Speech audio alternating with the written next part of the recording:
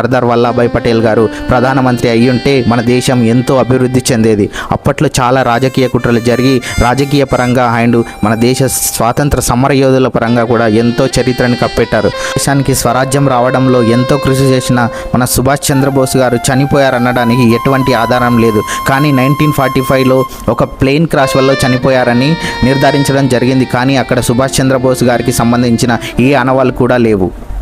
భారతదేశ కరెన్సీ పైన తన ఫోటో ఉండడానికి నిజమైన అర్హత కలిగిన వ్యక్తి ఎవరంటే అతను సుభాష్ చంద్రబోస్.